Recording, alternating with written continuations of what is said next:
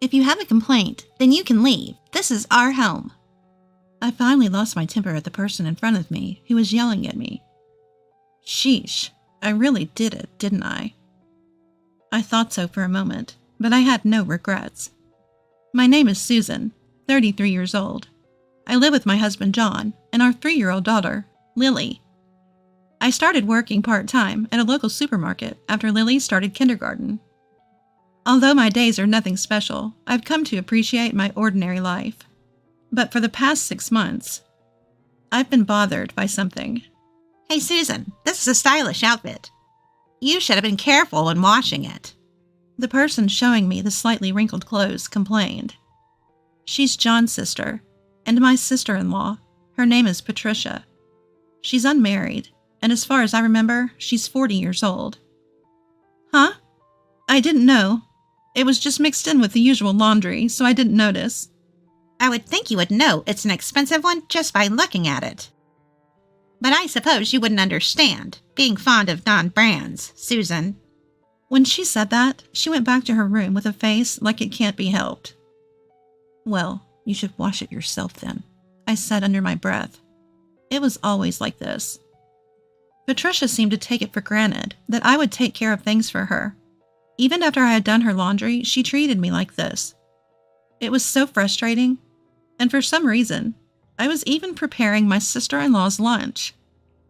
You're making Lily's lunch, right? Then could you make mine too? I tried to refuse, suggesting she should make her own, but she responded, I've never made lunch before. My mom always did it for me. I don't care. I'm not your mother. Then, this stupid sister-in-law took my daughter's lunchbox to the office without permission, which I made early in the morning. I lost it. Couldn't you tell it was Lily's? Just by looking at it? Lily was crying this morning because her favorite lunchbox was missing. Despite how angry I was, she just responded, I thought you'd made it for me since it was on the table. I'm sorry. With a silly grin on her face. What's with that face? It's not cute at all, I thought to myself. By the way, her review of the lunch was, I'm on a diet, so it was just the right amount. She could at least say thank you. I suggested she could just buy lunch, but she replied she didn't want to because it would be unbalanced nutritionally. As a sort of revenge, I made her lunches filled with frozen meals a few times, but it didn't seem to bother her.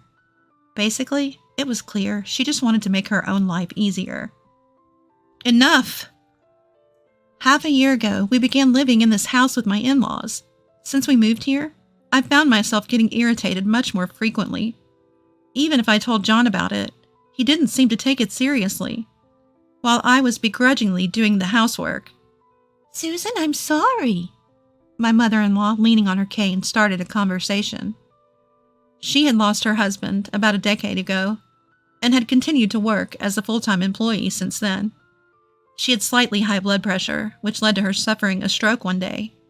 Fortunately, she survived, but was left with a slight paralysis on her right side. With the help of a cane and leg brace, she could still manage to walk. However, maintaining her job was too much of a challenge, so she had to quit her long-term employment. Now she lives on her pension. It's a real lifesaver that you've come. Thank you, Patricia. As always, I apologize, she said. My mother-in-law had no language impairment and could converse like this. Whenever my sister-in-law and I had a disagreement, she would always apologize to me like this. To my selfish sister-in-law, my mother-in-law would regularly say, Enough is enough. You should leave right now. But my sister-in-law would just respond with, Huh?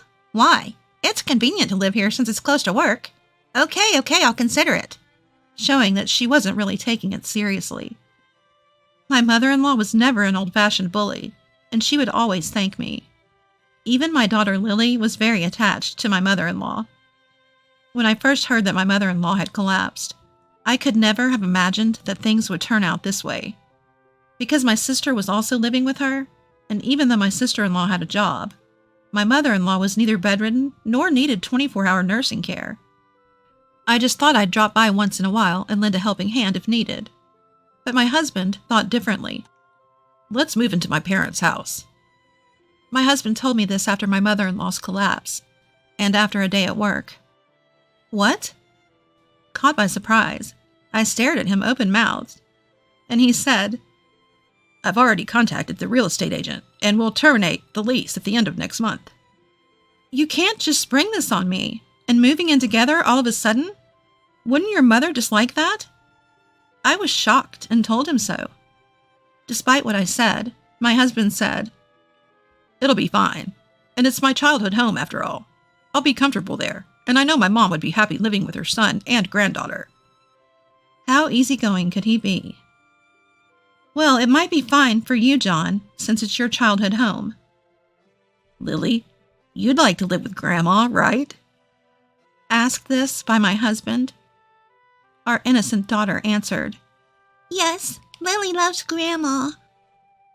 At that time, I didn't think my sister-in-law would be so terrible, and I seriously thought it would be tough to leave my mother-in-law to Patricia. Patricia must have a tough time handling it all alone. Let's all pitch in and help until things settle down, I told my husband. In response to my words, my husband replied, Huh? Help out? Well, yeah, sure. His response was vague, and I wasn't sure if he understood or not. And that's how things went. And before we knew it, we had moved into my husband's family home. As I expected, my mother-in-law had a complicated expression on her face on the first day we moved in.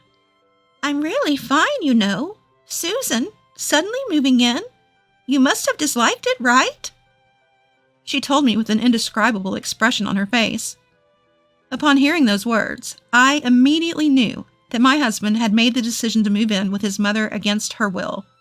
But there is such a thing as getting used to circumstances, and despite our initially stiff interactions, my mother-in-law and I gradually became amiable through continued conversations. She willingly helped with dinner and the household chores, saying it was sort of like therapy. My parents' house is far away from the center, and I was deeply moved. My mother and I used to cook together like this. It's kind of nostalgic. Lily will help too. Ever since she started attending kindergarten, my daughter Lily's vocabulary has grown. She plays with a lot of her friends, and her appetite has significantly increased. She's become more assertive recently, and when her favorite clothes are in the wash or she dislikes her hairstyle, she often has a sulky expression. Even that behavior is cute, and I can tell she's becoming more independent. I'm taking a day off from kindergarten today. Even when she puts on a sulky face. Oh, Lily, you're looking super cute today, just like a princess. When told this by her grandmother, she'd often perk up and cheerfully go to kindergarten. My self-centered husband and sister-in-law Patricia continued to be a source of concern, but I began to think that life at my in-laws might not be so bad. I never imagined what would happen next. Hey, since we started living in my childhood home, you should increase my allowance. One day, my husband actually said this. I didn't quite understand what he meant. Huh? What do you mean? It's hard to understand. As I said this, my husband looked puzzled and said, Well, we're living here now, so we're not paying rent or utility bills, right? So you can give that to me as my allowance. He said something stupid like that. Moreover, my husband said it was strange that his allowance remained unchanged, even though our household income should have increased since I started working part-time. We've come back to my original home, and everything is free. He even said that. What? Free?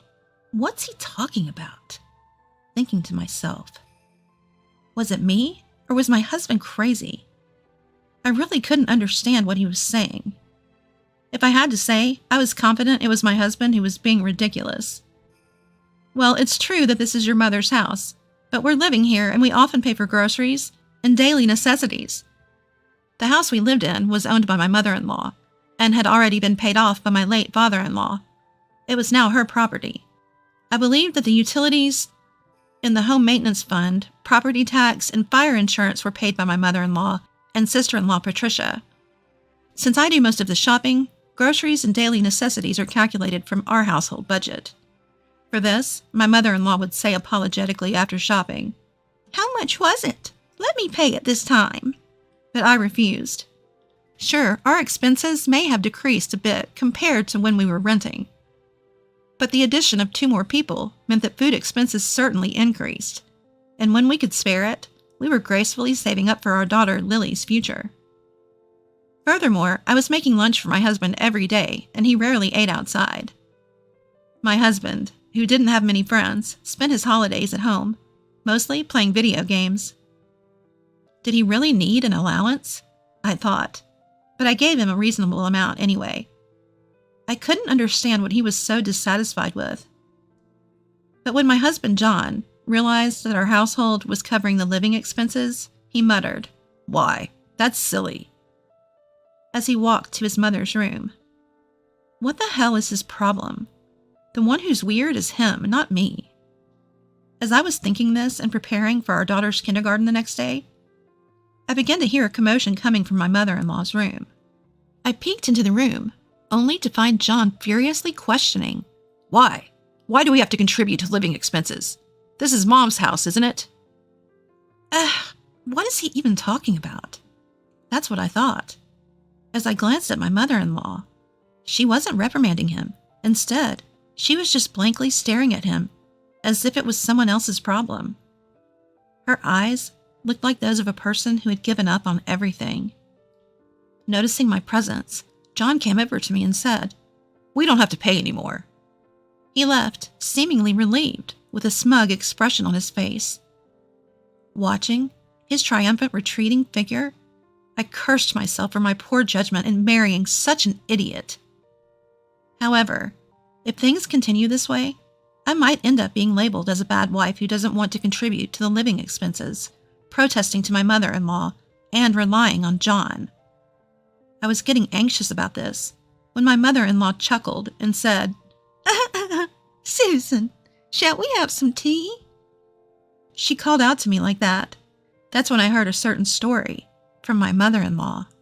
I was about to learn a shocking truth in a certain plan of hers. A few days later, my mother-in-law and I were preparing dinner with my daughter Lily, just like we usually do. That day, we were making Lily's favorite dish, dumplings. Lily was also helping out, making dumplings in her own unique shape. This is fun. It's good fine motor skills exercise. With that, my mother-in-law also joined in to help. Lily quickly got bored and started playing with toys in the next room. At that moment, my mother-in-law's smartphone, which was lying on the table, rang. The name displayed was John's. "Oh, I wonder if he forgot something." That's what my mother-in-law said. He probably just forgot what to buy or something. Since our hands were sticky from the dumpling filling, she skillfully used the back of her hand to pull the call on speaker. "Hello, Mom? Hey, come on, answer the phone properly." What a rude guy.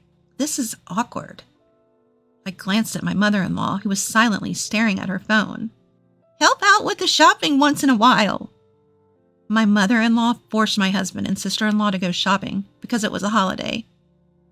Just as I was about to respond to John on the phone, "John, did Mom answer the phone?"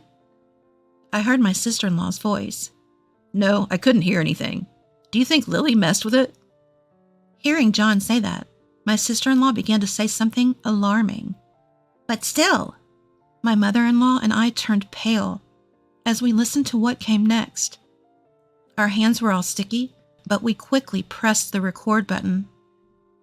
The call ended after a while. After washing my hands, I made a call to a certain place. "We're back." After a while, John and my sister-in-law, who had no idea, returned home. "I'm back. Wait, what are you two up to?" No wonder my husband John and my sister-in-law looked so surprised. That's because me and my mother-in-law, with a troubled face, were sitting at the table in the living room, glaring at the two of them. "Huh? What's with you two? You're scaring me." My sister-in-law said something like that. "Sit down. We have something to discuss with you two," my mother-in-law said, then signaled to me. I nodded suddenly, and then played the recording of their conversation that I had taken earlier. "Still, I guess we can't get Mom's money unless she's gone, right?" My sister-in-law spoke to my husband John in a casual tone, like she was deciding what to have for dinner. Is that so? That's a bummer. You said you found $50,000.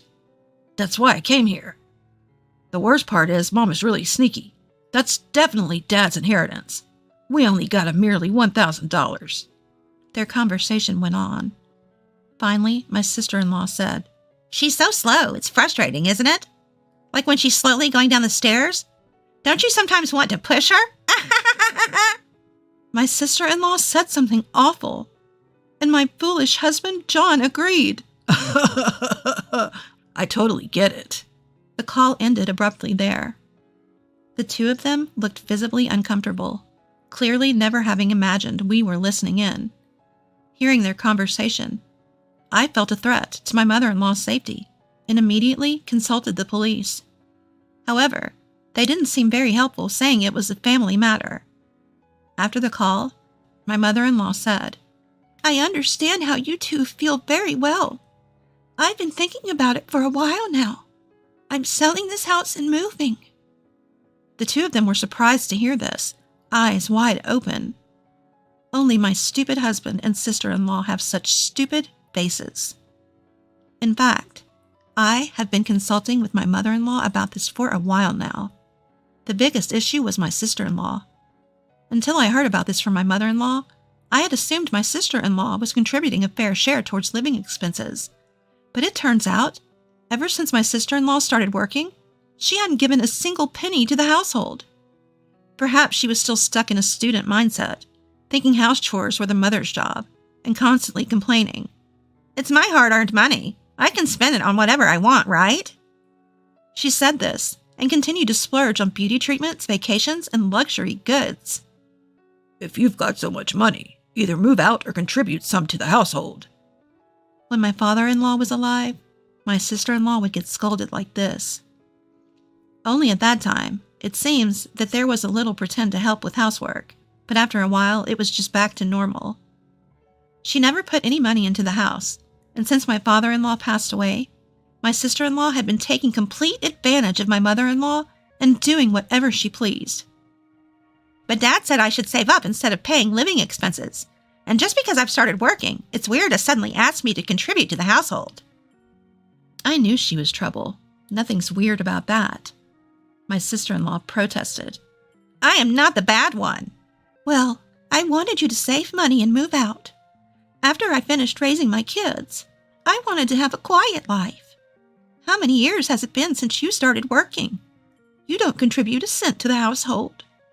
You must be quite the wealthy lady by now. My sister-in-law looked frustrated, seemingly lost for words. I have a job. Moving out all of a sudden is troublesome. To add insult to injury, my sister-in-law, lost in her delusions, began to say such things. Why would I take you with me? How silly. You've lived however you've pleased until now. Feel free to continue doing so. Finally, understanding my mother-in-law's seriousness, both started to panic. What about the $50,000? Wasn't that our father's money, Mom? Have you been hiding inheritance shares? I might tell the police. Such were the words of my foolish sister-in-law.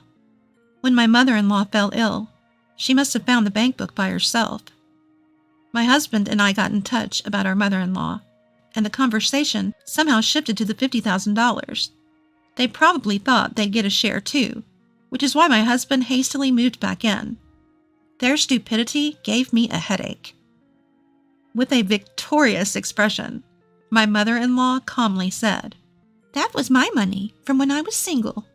Your father had nothing to do with it. You two have been making a fuss about inheritance, but you foolish kids never let me save any money. My mother-in-law told me that my father-in-law's favorite phrase was, How long do I have to keep working? Before marrying me, my husband John lived the same way as my sister-in-law, which shocked me to the core. I remember when we were looking for an apartment, he would ask dumb questions like, What's a security deposit? A key fee? Homeowner's insurance? Aren't utility bills supposed to be around $30 a month? I cursed my past self. Our conversation must have woken up Lily, who had been sleeping in the next room. With a sleepy face, If you do something wrong, you should say sorry, right? Can Papa and my auntie do that? Since you are grown-ups? Lily looked at John and my sister-in-law and said. This made me laugh, which seemed to upset my sister-in-law, who then said, What's so funny? You must have said something to Mom. In response to her, my mother-in-law intervened. Stop it. Stop it. However, I calmly replied. I laughed because I found it funny. I thought my daughter Lily was acting more mature than you. I calmly said, I do the laundry, make lunch, but with no appreciation from you two. Lily can say thank you, right? Why can't you utter a single word, sister-in-law? Are you a baby? I may have overstepped a bit, but my usual irritation exploded into words. Aren't you embarrassed to make me wash your tacky underwear? Where did your sense of shame go? It'd be better for you to move out and find it. As I spoke indifferently, my red-faced sister-in-law said, If you have any complaints, get out. This is our house. Take that annoying kid and get out. At this point, I had had enough. Shut up! You should leave. You? Such an idiot! I shouted with a voice so loud that my throat hurt. But I didn't regret it one bit. A while ago, after dinner, I was watching TV when a segment came up.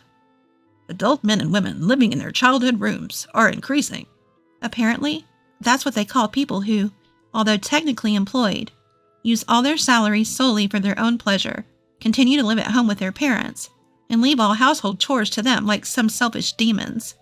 The scariest thing I felt when watching this TV show was not the program itself, but the sight of my husband John and my sister-in-law Patricia laughing uproariously at the feature, asking, Are there really such people out there? Whether my sister-in-law was silenced by my spirited gaze or what I said. A few days later, the day came when my mother-in-law decided to leave the house. Well then, I'm putting this place up for sale, so I'd like you two to move out by the end of the month. Saying this, she left without revealing her destination. Who would have thought it would come to this? We have to find a house for the four of us to live in. It would be nice if we could find a nice single-family home. Upon hearing my husband's absurd words, If it's just the two of you, wouldn't a 2-bedroom be enough?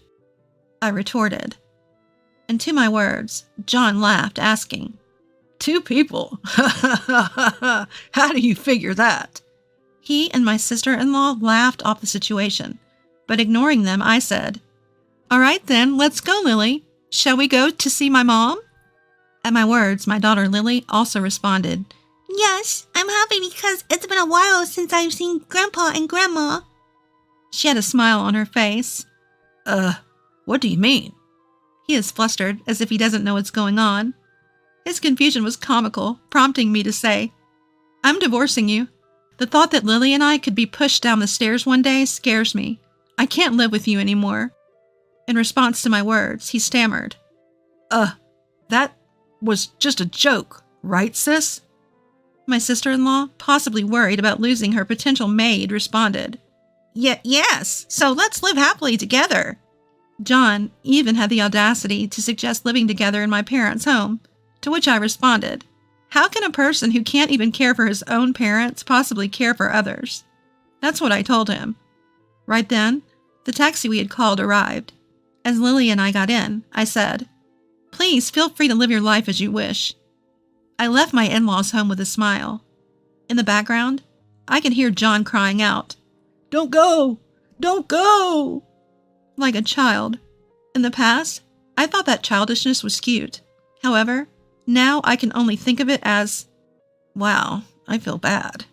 As for John and my sister-in-law, they ended up renting a small apartment with no security deposit or key money, as they had little savings combined.